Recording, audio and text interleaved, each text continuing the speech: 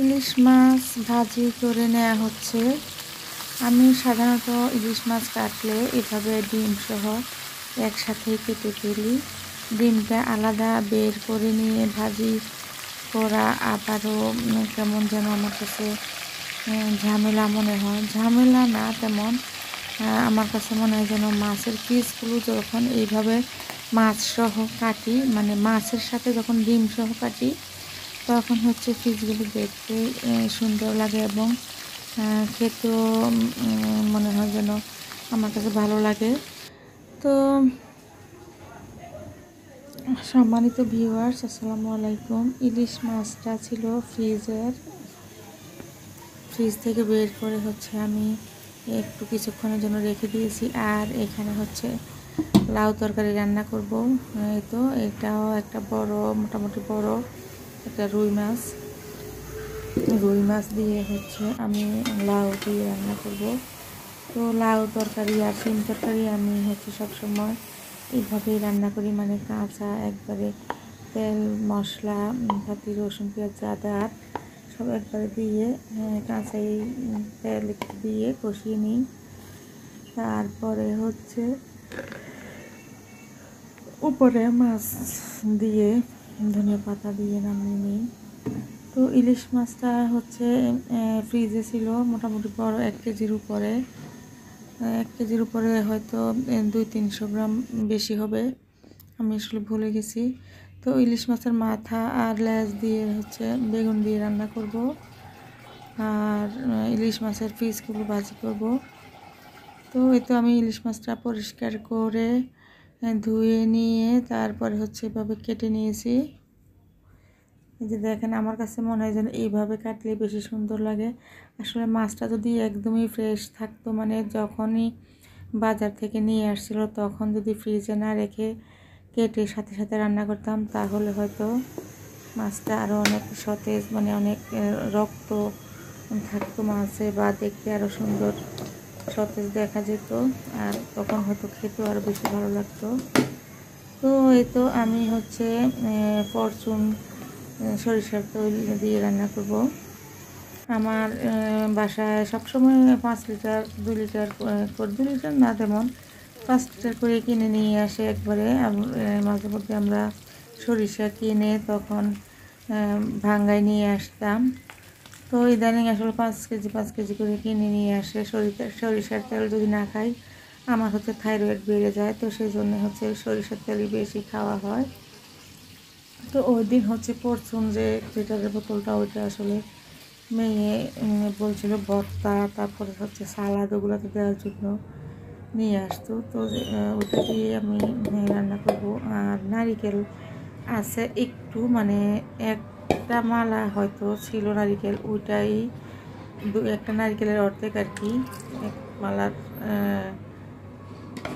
নারিকেল আর কি। তো এই জন্য কম মনে হতেছে। যদি একটা নারিকেল আস্তে দিতে পারতাম, মানে একটা নারিকেলের কোরানো নারিকেল ব্লেন্ড করে দিতে পারতাম, তাহলে হয়তো একটু বেশি ভালো হতো। তো যেটুকু ছিল ওইটুকুই দিতে আর কি, ওইটুকু দিয়ে আমি রান্নাটা করব।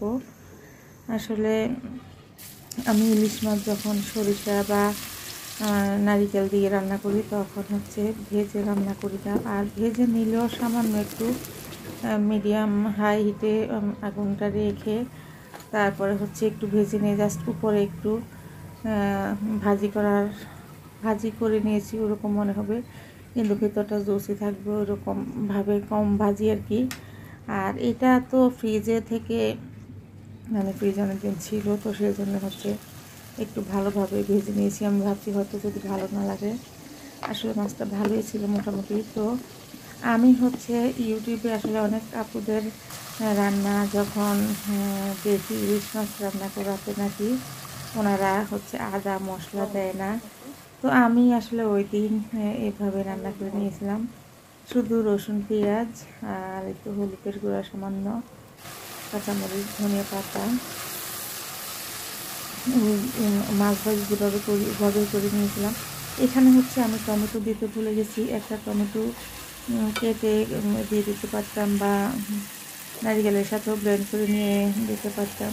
তো আমি হচ্ছে যখন ভুলে যাই পরে এতে একটা টমেটো ব্লেন্ড করে দিয়ে দিয়েছিলাম, তাও কাঁচা দিনে আমি পরে হচ্ছে আরও একটা পাইকারি একটু কিছুক্ষণ সিদ্ধ করে নিয়ে যখন এটা সসের মতো হয়ে গিয়েছিল তখন একটু দিয়ে দিয়েছিলাম আর কি, না হয় সুন্দর দেখা যাচ্ছিল না আর কি।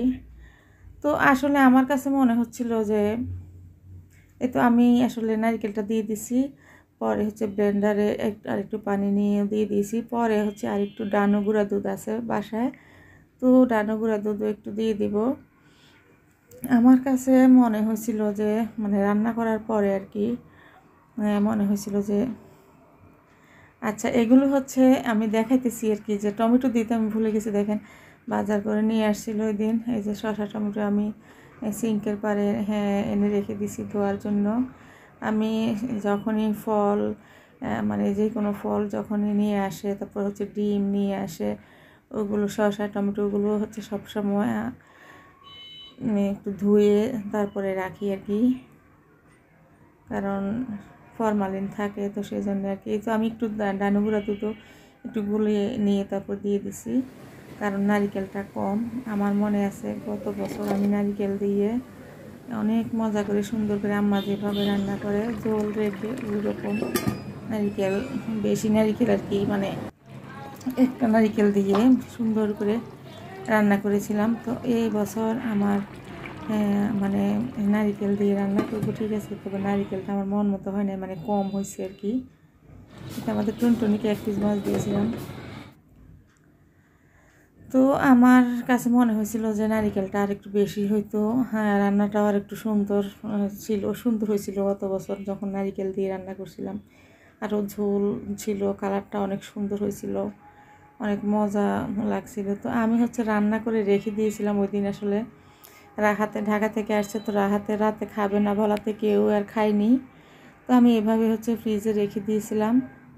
নারিকেল কম সেই জন্য ঝোলটা একটু শুকিয়েও গেছিলো, তো এভাবে ফ্রিজে ছিল। তো পরে হচ্ছে আমি আর আসলে রান্নাটাও আমার পুরোপুরি হয়তো বা কমপ্লিট হয়নি, তো সেই জন্য হচ্ছে রান্নাটা দেখতে তেমন সুন্দর লাগেনি। আমার কাছে খুব বেশি খারাপ লাগছিল যে রান্নাটা হয়তো মজা হয়নি। তবে মাছটা ঠিকই ভালো ছিল, মানে কম ভেজে বা না ভেজে যদি রান্না করতাম তবুও ভালো লাগতো। মাছটা অনেক ভালো মানের ছিল, ভালো ছিল আর কি ইলিশ মাছটা। তো নারিকেলটা একটু কম হয়েছে, বা আমার আরও কিছুক্ষণ চুলায় রেখে দিলে হয়তো ভালো হতো। তো দেখেন আমি ফ্রিজ থেকে বের করে পরের দিন আর কি এই যে 1 পিস এখানে গরম করে নিছি। গরম করে নেওয়ার পরে দেখেন তখন হচ্ছে এই যে গ্রেভিটাও কি সুন্দর হয়েছিল, আর হচ্ছে এই যে উপরে তেল ভেসে উঠছে। তো আগের দিন হচ্ছে যখন রান্না করে নিয়েছিলাম তখন হচ্ছে মনে যেন আমি তেল কম দিয়ে রান্না করেছি, বা রান্নাটা আমার সুন্দর হয় নাই, মানে আমার কাছে ভালো লাগে না আর কি রান্নাটা। মাছটা কিন্তু আসলে অনেক বড়, দেখেন এখানে 1 পিস মাছ, 1 টুকরা মাছ। আসলে এখানে একটা বক্স, এটা 1 লিটারের আইসক্রিম সরি রসমালাইয়ের যে বক্স, ওই বক্সের মধ্যে আর কি 1 পিস মাছ এভাবে রেখেছি। এটা আসলে অনেক বড় পিস, ডিম সহ, তো সেই জন্য হচ্ছে অনেক বড়, অনেক সুন্দরও লাগছিল। তো পরদিন আর কি পরে হচ্ছে আমি সবগুলো মাছ একবারে গরম করে নিয়ে নিয়েছিলাম, একটু ঝোলের পানি দিয়ে তারপরে হচ্ছে এভাবে জাল করে নেওয়ার পরে দেখেন মাশাআল্লাহ কি সুন্দর হয়েছিল।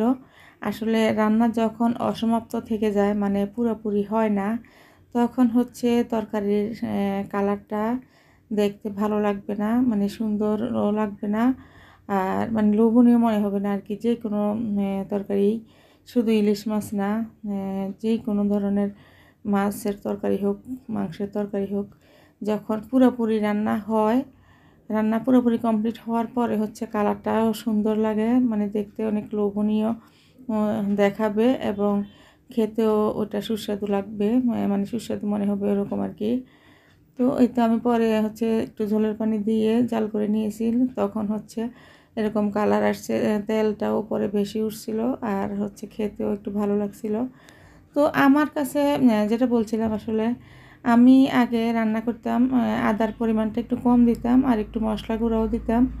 তো মশলা আর আদা এবছর মানে ওই দিন আমি যখন রান্না করেছিলাম, এটাই কয়েকদিন আগে রান্নাটা আমি করেছিলাম।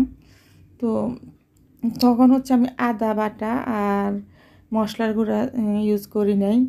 তো আমার কাছে আসলে তরকারিটা কেমন ঠান্ডা ঠান্ডা মনে হয়েছিল, যে আমরা তো সব তরকারিতে আদা খাওয়ার অভ্যাস। তো ইদানিং আমি আদা খাওয়া কমাই ফেলছি, যে শুধু রসুন আর পেঁয়াজ, ধনিয়া পাতা, কাঁচামরিচ, টমেটো ওগুলো দিয়ে রান্না করি। তখন হচ্ছে যখন যে সবজি রান্না করি ওটার ফ্লেভারটা মানে ঠিক বোঝা যায় আর কি। তো ওটা সমস্যা হয় না, ওটা ভালোই লাগে আসলে।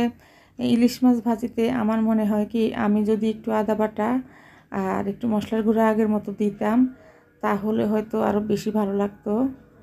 এটা মানে রুগীর জন্য যখন আমরা রান্না করি তেল মশলা কম দিয়ে একটু ঠান্ডা ঠান্ডা করে ওইটা খেতে যেমন লাগে, ঠিক আমার কাছে ইলিশ মাছের এই রান্নাটা এরকম ঠান্ডা ঠান্ডা মনে হয়েছিল। তো এখানে হচ্ছে একদমই বেশি ডিমওয়ালা যে মাছের পিসটাতে একটু বেশি ডিম আছে, ওই মাছের পিসটা হচ্ছে আমার মেয়েকে দিতেছি।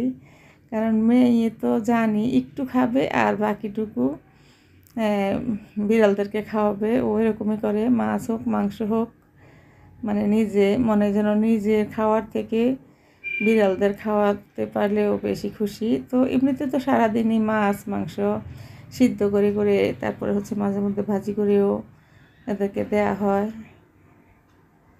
মিনি আর টুনটুনি, তো টুনটুনি আগে খেয়ে নিয়েছিল, তো পরে হচ্ছে মিনি খাচ্ছিল ওই যে খালি মাছ আর একটু মাছের ডিম মিনি খাচ্ছিল। আমরা এমনিতে সারাদিনই আসলে কোনো দিন আধা কেজি বা কোনো দিন আধা কেজির থেকে বেশিও লেগে যায়। মাছ হোক মাংস হোক, দুজনে তো খালি মাছ মাংসই খায়। আর ক্যাট ফুড খায়, ওরা আসলে করে না, মানে ভাত খেতে পছন্দ করে না। তো সেজন্য হচ্ছে ওদেরকে ভাত খাওয়ানো হয় না আর কি।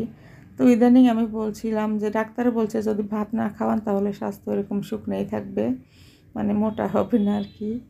তো চেষ্টা করতেছি একটু ভাজি মাছের সাথে একটু একটু করে ভাত দেওয়ার। এখানে কিন্তু খালি মাছই ছিল। মিনি একদমই পছন্দ করে না ভিডিও করা, ও ক্যামেরা দেখলে এমন করে। তো আসলে আমার ইলিশ মাছ রান্নাটা একদমই ঠান্ডা ঠান্ডা লাগছিল। আর আমি ভাবলাম যে অনেক আপুরাই বলে যে ইলিশ মাছে নাকি আদা, তারপরে বেশি রসুন দিতে নাই, তারপরে আদা বাটা দিতে নাই, মশলা দিতে নাই, তাহলে ইলিশের ফ্লেভারটা একটু কমে যায়। তো সেটা ভেবে ওভাবে রান্না করেছিলাম আর কি। তো আসলে আমার কাছে মনে হয় যে একটু আদা বাটা একটু মশলা গুঁড়া দিয়ে আগের মতো রসুন পেঁয়াজের সাথে যে মাছ ভাজি যেভাবে করি সাধারণত ওইভাবে যখন রান্না করি ওইটা নাকি মানে ওইটা আমার কাছে মনে হয় যেন একটু বেশি ভালো লাগে আর কি। তো এই তো অনেক কথা বললাম, অনেকক্ষণই কথা বললাম। আসলে ভয়েস ওভার মাঝে মধ্যে করতে ইচ্ছে করে না, স্বাস্থ্য খারাপ থাকে। তো তো আজকেও হচ্ছে আমি ছাদে বড় কেটলি আর কি পানি দেওয়ার ঝর্ণা যেটা, ওটা দিয়ে হচ্ছে সবগুলা গাছে পানি দিয়ে আসছি। তো একটু বেশি পরিশ্রম হয়ে গেছে আসলে। এখন হচ্ছে শুয়ে শুয়ে ভয়েস ওভারটা করতেছি। আর হচ্ছে মাজায় গরম পানির ব্যাগ দিয়ে একটু সেক দিয়ে নিচ্ছি। তো ভাবলাম শুয়ে শুয়ে একটু ভিডিওতে ভয়েস ওভারটা করে নিই, তাহলে ভিডিও তো মানে সময় মতো আপলোড করি নাই, দিনের বেলা আপলোড করতে পারি নাই সময়ের অভাবে।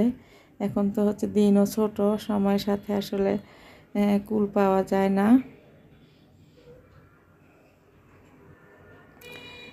আর আমার মাইক্রোফোনটা ভেঙে নষ্ট করে দিয়ে গেছে আমার বড় বোনের মেয়ের ঘরের নাতি নাইমে নষ্ট করে দিয়ে গেছে, সেজন্য হচ্ছে এইভাবেই ভয়েস ওভার করি। তো ঠিক আছে, সবাই অনেক ভালো থাকবেন। আসসালামু আলাইকুম সবাই।